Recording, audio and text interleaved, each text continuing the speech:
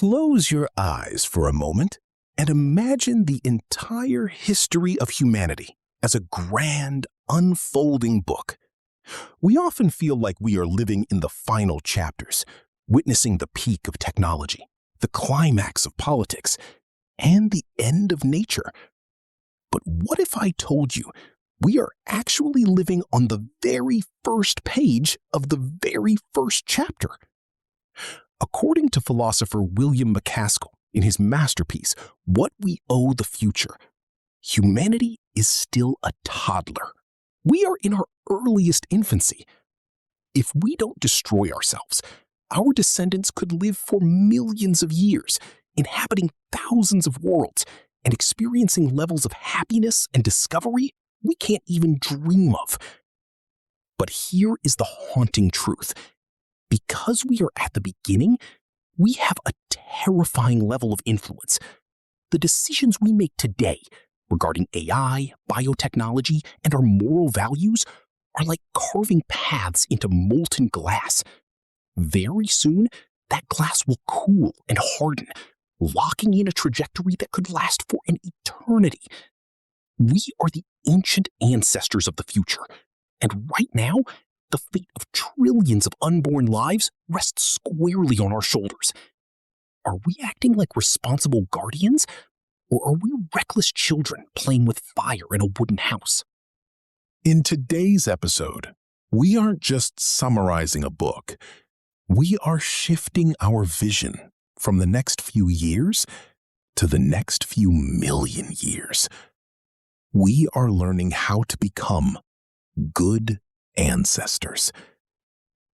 If you are tired of shallow thinking and ready to rise above the noise of the present moment to see the grand horizon of our species, you are in the right place. Welcome to Read and Rise. Before we dive into the 6 pillars that will change how you view your life and your legacy, make sure to hit that subscribe button and turn on the notification bell. Join our community of deep thinkers who refuse to just live in the world, but strive to build a better one for those who come after us. Now, let's travel to the future and see what we truly owe it. Pillar 1. The silence of the trillions. Imagine a vast stadium so large it stretches beyond the horizon. In the front row, a few thousand people are sitting. That's us, the living. But behind us, filling billions upon billions of seats, are the people of the future. They are our great-grandchildren and their great-grandchildren, stretching out for thousands of years. They have dreams, they feel pain, and they hope for a world as beautiful as the one we walked into. But there's one problem. They are silent. They have no vote in our elections, no say in our markets, and no voice in our decisions. Yet they are the ones who will inherit the consequences of everything we do today. This is the core of Longtermism. William MacAskill challenges us with a simple but radical moral question. Does a person's value decrease just because they live far away in time? We all agree that a person's life matters, regardless of where they live on Earth. If you can save a child from a fire, it doesn't matter if that child is in your neighborhood or on the other side of the planet. Distance in space doesn't change our moral duty. So MacAskill asks, why should distance in time be any different? If we leave a ticking time bomb in a room that will go off in 10 minutes, we are murderers. But if we leave a slow-motion time bomb, like toxic waste or a fractured climate, that will go off in 200 years, are we any less responsible? The pain of a child born in the year 3000 is just as real as the pain of a child born today. Long-termism is the realization that if we survive the next few centuries, the vast majority of human beings who will ever exist haven't been born yet. We are the tiny minority at the beginning of the story.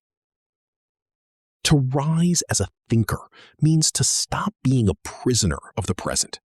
It means acknowledging that our moral circle must expand to include the trillions of silent souls waiting in the future. We aren't just living for ourselves. We are the trustees of a legacy that hasn't even reached its prime. Pillar 2. Humanity's Infancy. If you were to look at a timeline of the Earth's history, you would see civilizations rise and fall like heartbeats. But where exactly do we stand in that story? Most of us feel like we are living at the end of history, that the world is fully discovered, the maps are drawn, and the future is just more of the same. William MacAskill argues that this is our greatest illusion. Think about it this way. The average lifespan of a mammalian species is about 1 million years. Homo sapiens have only been around for about 300,000 years. If we are just an average species, we still have 700,000 years ahead of us. To put that in perspective, if the entire history of humanity were a single 800-page novel, we are currently living on the very first sentence of the very first page. Everything we've ever known, the pyramids, the Industrial Revolution, the internet, is just the prologue. But it gets even deeper. If we eventually learn to survive beyond our own sun, the future of consciousness could last for trillions of years. There is enough energy in the universe to sustain life on a scale that makes our current world look like a grain of sand on an infinite beach. This realization changes everything. It means we aren't just living in history. We are the architects of its foundation. When a building is being constructed, the most important work happens in the basement. A small crack in the foundation today becomes a collapsing wall 10 stories up.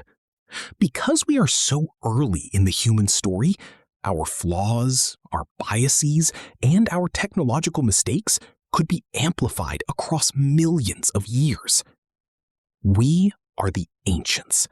To the trillions of people who will live in the future, we are the mysterious, primitive ancestors who held the steering wheel of the entire species. The question is, are we driving toward a cliff, or are we clearing the path for a journey that has barely begun?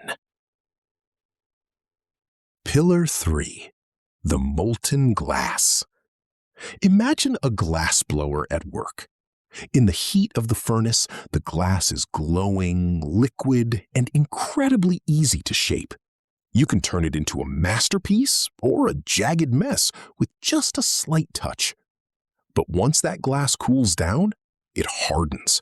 Its shape becomes permanent, and any attempt to change it later will likely shatter it. William MacAskill suggests that human morality is currently in its molten state. Right now, our global values, our political systems, and our ethical beliefs are still fluid. We are still debating what is right and what is wrong. But we are fast approaching a moment of value lock-in, a point where our current ideas could become frozen forever. Think about the rise of artificial intelligence. If we develop a super-intelligent AI today and program it with our current biases, prejudices, or incomplete moral codes, that AI could enforce those values for thousands of years. It wouldn't just be a tool, it would be a digital god that never sleeps, never ages, and never changes its mind. If we had locked in the values of the world 500 years ago, slavery might still be legal, and the rights we cherish today would be non-existent. We look back at our ancestors and wonder, how could they believe that? But we must ask ourselves the same haunting question. What are we doing today that will look horrific to the future? If we allow our current imperfect morality to harden through technology or global totalitarianism, we are essentially stealing the future's right to grow.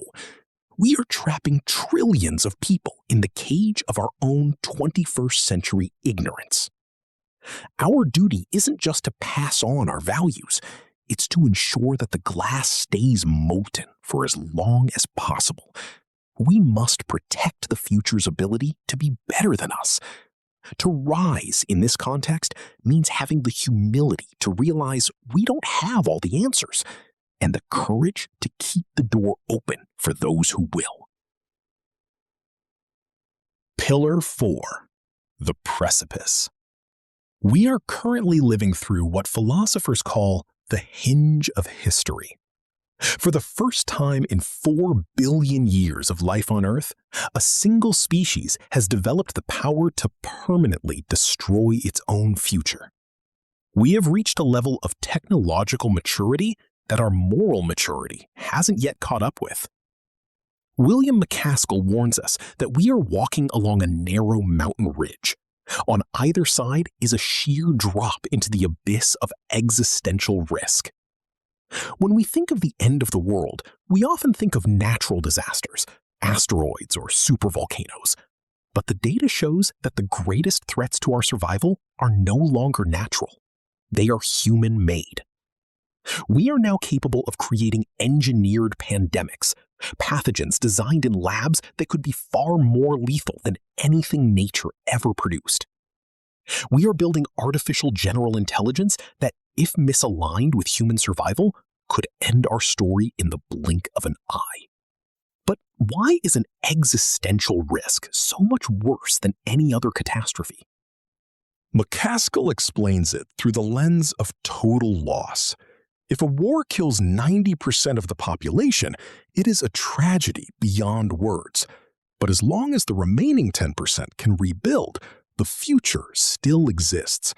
However, an existential catastrophe is a 100% loss. It doesn't just kill everyone alive today, it murders everyone who was ever supposed to be born. It is the permanent silencing of every song never sung, every scientific discovery never made, and every life never lived. Preventing these risks is not just another good cause, it is the ultimate moral priority. It is the equivalent of a guard standing at the gates of eternity. Every step we take to make AI safer, to regulate biotechnology, or to prevent nuclear escalation isn't just about saving ourselves.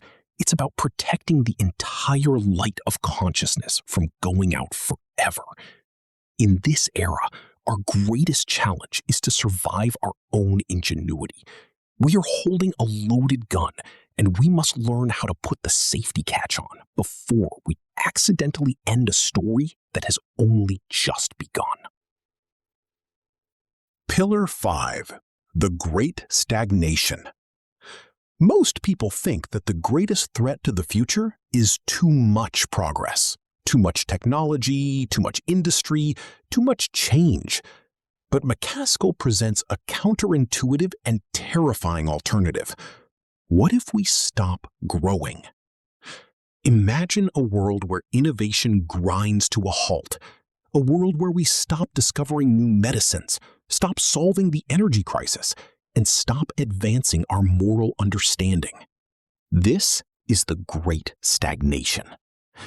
To many, it might sound like a peaceful plateau, but in the million-year view, it is a death sentence. History shows us that civilizations are fragile. If we stop moving forward, we don't just stay where we are, we become vulnerable. If we stay trapped on a single planet with limited resources and aging technology, we are sitting ducks for the next natural disaster or internal collapse. Without continued technological progress, we lose the tools we need to fix the very problems we've created, like climate change or resource depletion. But stagnation isn't just about technology. It's about the death of ideas. If we stop exploring new ways of living and thinking, we risk falling into a permanent cultural lock-in. We would be like a runner who stops in the middle of a marathon. Eventually, exhaustion and time will catch up, and we will never reach the finish line. MacAskill argues that we have a moral obligation to keep the engine of progress running. Not just for the sake of more, but for the sake of better. Sustainable, directed, and ethical growth is our only shield against the inevitable decay of time. We are currently in a high-speed race between our wisdom and our power. If we lose our momentum now, we might never get it back. To rise as a civilization means understanding that stability is an illusion. We are either climbing toward a more resilient future, or we are slowly sliding back into the dust. The future owes its existence to our courage to keep reaching for the next horizon. Pillar 6. Becoming a good ancestor. After journeying through millions of years and contemplating the fate of trillions, we eventually have to come back to the present. You might feel small, perhaps even insignificant against the backdrop of such vast time, but the final message of what we owe the future is quite the opposite.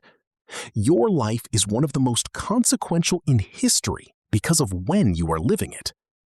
If we are indeed at the hinge of history, then our individual choices are amplified 1,000-fold. So, how do we move from understanding to action? How do we actually become good ancestors? First, it's about movement building. One of the most powerful things you can do is spread these ideas.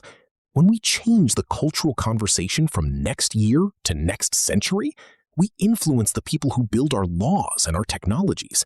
By shifting the global mindset, we create a long-term guardrail for humanity. Second, it's about career choice. MacAskill argues that where you spend your 80,000 working hours is perhaps your greatest lever for impact. A brilliant mind working on AI safety, pandemic prevention, or clean energy policy might do more for the future of humanity than any other contribution. We need architects, thinkers, and scientists who view their work through the lens of centuries, not quarterly profits. Third, it's about moral plasticity. We must remain humble. We must fund and support moral research, constantly questioning our own values to ensure we aren't locking in the mistakes of today. We should be like scouts, constantly looking ahead to spot the ethical traps before the future falls into them. We are like people planting seeds for trees whose shade we will never sit under. It requires a special kind of selflessness to care about a person who will be born in the year 5000, someone who will never know your name or thank you for your sacrifice. But that is exactly what rising is all about. Becoming a good ancestor means realizing that our story isn't about us. We are just a brief spark in a long, dark night, but we have the power to light the torch that will lead trillions of others into the dawn. The conclusion. The torch of time. As we close the pages of William MacAskill's journey through time, we are left with one haunting, beautiful realization. The future is not a place we are going to, but a place we are creating. Trillions of people who will fall in love, discover new worlds, and solve mysteries we can't even fathom, are currently waiting in the silence of the future.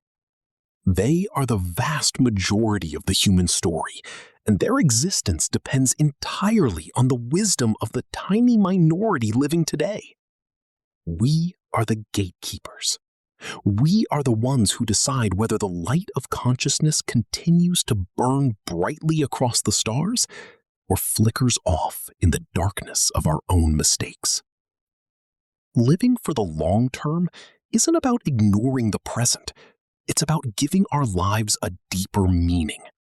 It's about understanding that our rise as individuals is part of a much grander ascent for all of humanity. We may never see the fruits of the seeds we plant today, but there is no greater legacy than being the ancient ancestors who cared enough to protect a world they would never see. Thank you for choosing to think deeply with us today.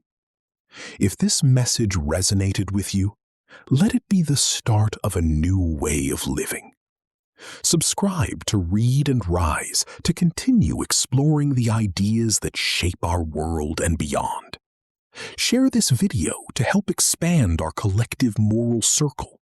And leave a comment below.